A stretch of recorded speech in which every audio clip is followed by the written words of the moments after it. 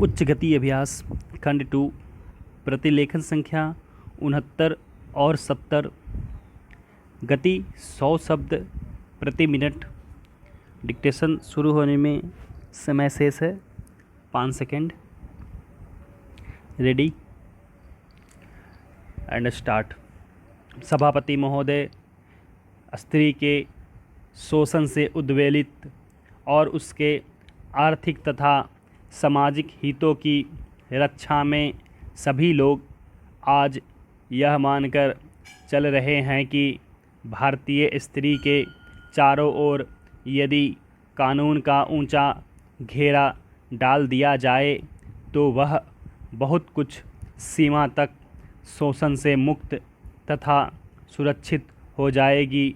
यकीनन कानून की सत्ता के प्रति इनकी गहरी आस्था यह संकेत देती है कि अनेक कानूनी अधिकारों से वंचित होने के कारण ही भारतीय स्त्री उत्पीड़ित और शोषित है।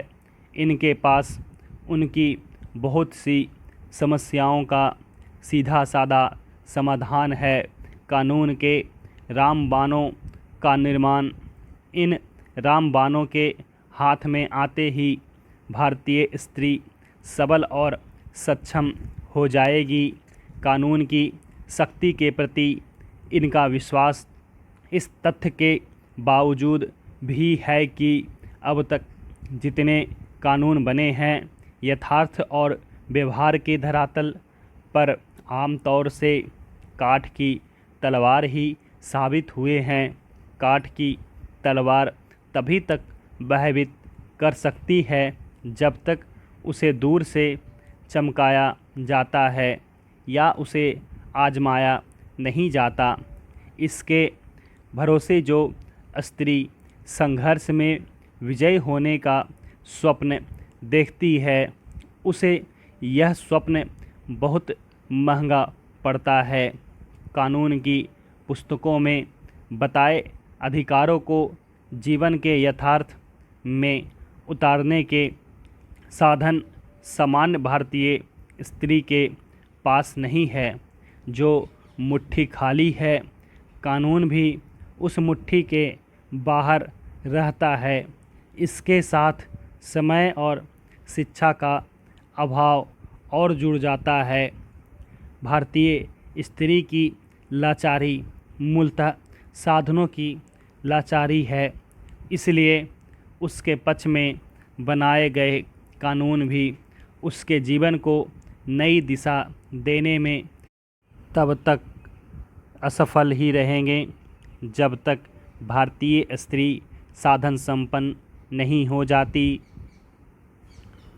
शोषण के कई मामले ऐसे भी हैं जिनसे भिड़ने का रास्ता कानून के पास भी नहीं है। अविवाहित स्त्री का परिवार द्वारा सम्मिलित शोषण। इस प्रकार के शोषण का सबसे अप्रिय उदाहरण है। दिलचस्प बात यह है कि इसमें शोषण पुरुष समुदाय के साथ साथ स्त्री का योगदान लगभग बराबर का ही होता है। आज़ादी के बाद के दशकों की तुलना हम आज करें तो एक नए समाज का रूप उभर कर सामने आता है।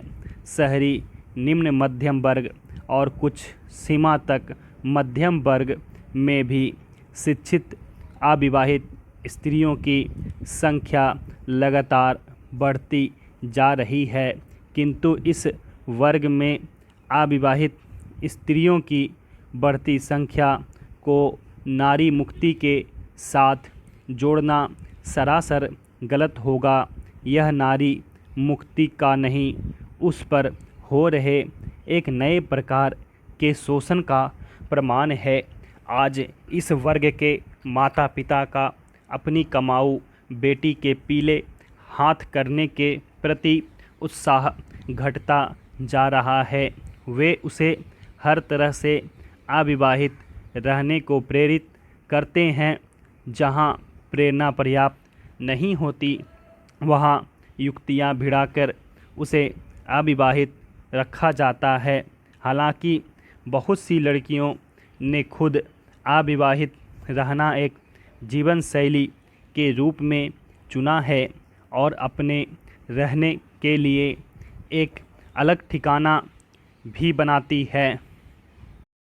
सभापति महोदय, इस कारण परिवार वाले उस पर हावी नहीं हो पाते।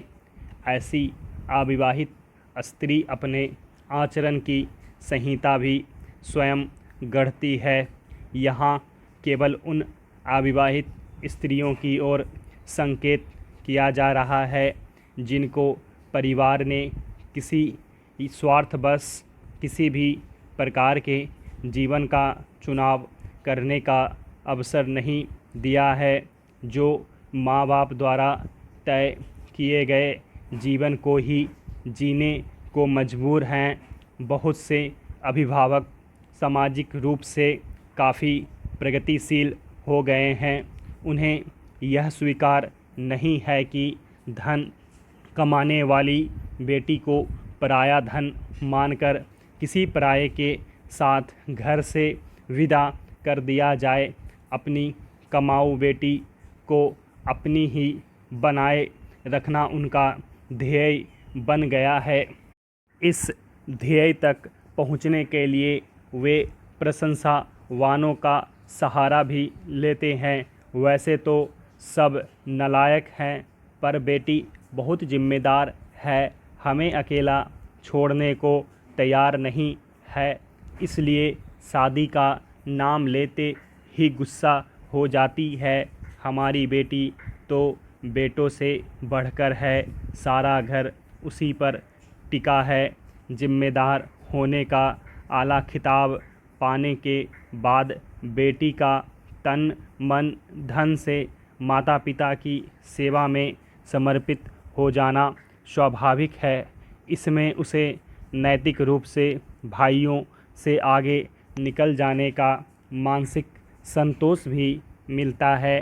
प्रशंसनात्मक ऐसे जुमले वास्तव में एक मनोवैज्ञानिक अस्त्र का काम करते हैं। अपनी हर आज्ञा मनवाने वाले माता पिता बेटी के जीवन के अहम प्रश्न पर उसकी तथाकथित इच्छा के आगे नतमस्तक हो जाते हैं। बेटी की ऐसी इच्छा में उन्हें विद्रोह की गंध नहीं आती, अतः ऐसे में किसी प्रतिवाद या भर्त्सना का प्रश्न भी नहीं उठता है। इस विद्रोह को जग जाहिर करके वे एक गहरे गौरव का अनुभव करते हैं। अविवाहित स्थिति को स्वीकार करके बेटी अपने शरीर के नकार को भी स्वीकार कर लेती है। भारतीय परंपरा के में शरीर के नकार का ऊंचा स्थान है। शरीर का यही नकार संतों की सबसे बड़ी पहचान है। संतों का अनुसरण करके बेटी माँ बाप का यश बढ़ा देती है। विवाह के लिए बेटी की अनिच्छा के सार्वजनिक प्रचार के पीछे एक विशेष उद्देश्य छिपा रहता है। माता पिता का अपनी सार्वजनिक आलोचना से बचाव। उन्हें इस बात का भी पूरा भरोसा है कि उनके सार्वजनिक प्रचार के प्रतिवाद में बेटी अपने होठ नहीं खोलेगी। खुलकर शादी की इच्छा व्यक्त करना इस वर्ग की शहरी लड़कियों के लिए भी उतनी ही लज्जाजनक बात है जितनी गाँव में रहने वाली लड़कियों के लिए है। विवाहित स्त्री का गौरव यदि प्रतिव्रता होने में है, तो अविवाहित स्त्री का परिवार व्रता होना ठहरा दिया जाता है। परिवार व्रता को अपना आचरण किन नियमों के अनुसार ढालना चाहिए, ये सब माता पिता द्वारा रचित आचार संहिता में विस्तार से दर्ज कर दिया जाता है। जैसे पतिव्रता पर पुरुषों पर दृष्टि नहीं डालती है, वैसे ही परिवारव्रता परिवार से परे पुरुषों को कोसों दूर रखने को बाध्य है। स्टॉप।